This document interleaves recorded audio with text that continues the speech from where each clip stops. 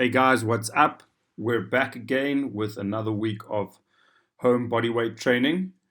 We are continuing to provide you with the programming to keep training at home with your body weight only. At this stage, being so far into lockdown and still not knowing when the gyms will be open, we know a lot of you are looking at buying equipment and trying to get a bit more out of your training at home. That being said, we will still continue for now to do the free bodyweight home training series like we're doing.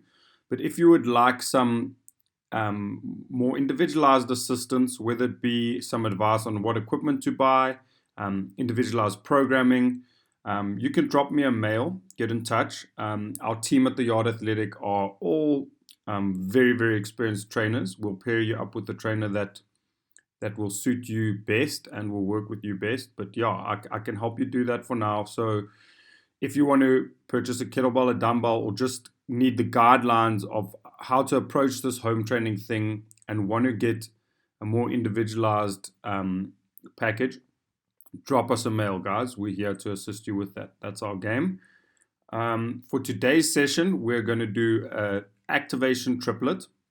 So single leg hip thrusts, 8 to 12 per leg, hardstyle planks, isometric, just holding it, and then squat jumps as explosive as possible, 8 of those. Sorry, it's 10 seconds on the hardstyle plank. The hardstyle plank get maximum tension, so really turning on the nervous system for the rest of the session. It's 2 rounds of that, no rest between exercises, 60 seconds between rounds. Next, we've got tempo squats.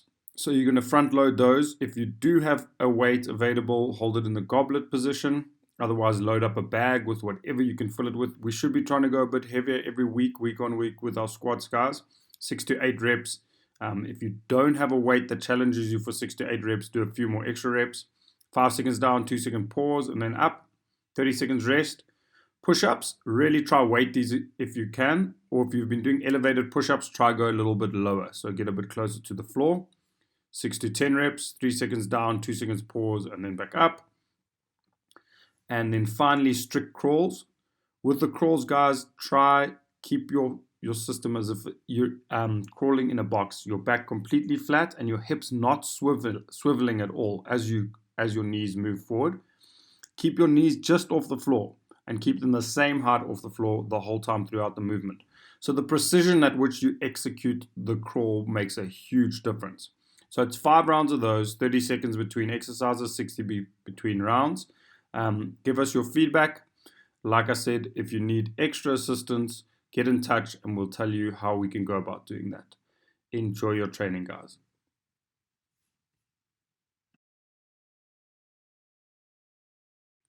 For the hip thrust, set up with your shoulders on the edge of an object just above knee height. So your bed or couch could do the trick. At the top of the movement, when your body is in a straight line from knee to shoulder, your knee should be at a 90-degree bend, so your ankle should be directly beneath your knee. At the top of the movement, squeeze your glutes and keep a tabletop position, so your body is out flat and you're looking straight up, so your neck remains neutral. For the single leg version, lift one leg off the floor, make sure that the leg that's not working, the lifted leg's thigh, is as high, if not higher, than the working leg's thigh. So do not let your hip on the non-working side drop and rotate downwards. Keep your hips level. Squeeze your glutes and pause at the top of each hip thrust. When most people do the plank movement in the gym, they do it completely wrong and actually it's a big waste of time because all they're doing is hanging out on their joints, on their ligaments, on their tendons, and are relaxed in the posture and not engaging the muscle that could get the benefit from a correctly done plank position. You guys may have seen how people do plank world records and they hold this thing for hours. That's not effective. What we want to do when we do the plank, or as we like to term it, the hardstyle plank, is create as much full body tension and do it for a much shorter period of time, 10 to 15 seconds. So what we need to do in the movement is get a big belly breath of air in. And first thing you need to do is squeeze your abdominal muscles. So your whole midsection you need to make tight. So as if you were bracing for someone to punch you. Okay, tight. Then what we're going to do is squeeze our quads, our glutes, our fists and pull down to activate our lat muscles.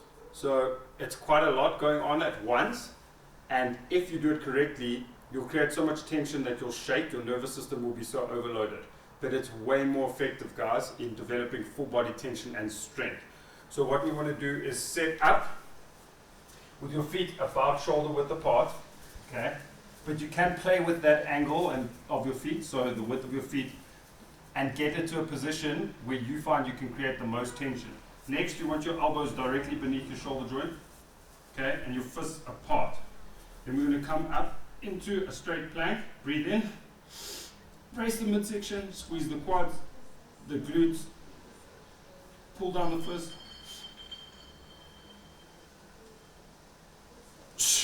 Okay.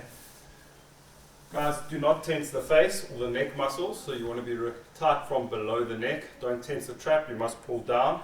If you're getting this right, you'll almost tremor because you're creating so much tension. What you have to do is breathe once into your belly, keep that tight, and then take shallow breaths, not letting out that initial big breath. So we call that breathing behind the shield. So small breaths, but not letting that initial big pocket of air out of your midsection. Okay, give it a go and give us some feedback. For the jump squat, guys, you're going to perform a body weight squat, jumping into the air. But what you're going to do with your squat is the exact same stance and mechanics, just not going quite as low. So we're just going to work till parallel with your upper leg to the floor, and then jump as high as you can, and then in a cyclical motion, land, re-jump, land, re-jump. So it's going to look like this. You are trying to jump as high as you can each repetition. So there, squat. Important that you don't let your feet cave in or pronate, which will lead to your knees caving in. So you want to keep your knees out as you land and rebound. So don't let this happen. Okay, avoid that.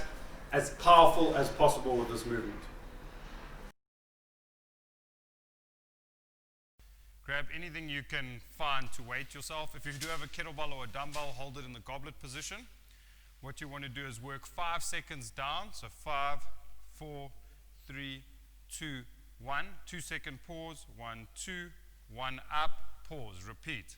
So 5, 4, 3, 2, 1, 1, 2, up. Load a bag full of weights, guys. Put whatever you can in there. Maureen will show you from the side what we want to see. One, keeping nice and tall, looking straight ahead, keeping the spine straight and long, opening the hips. Go as low as you can without letting your back round, guys.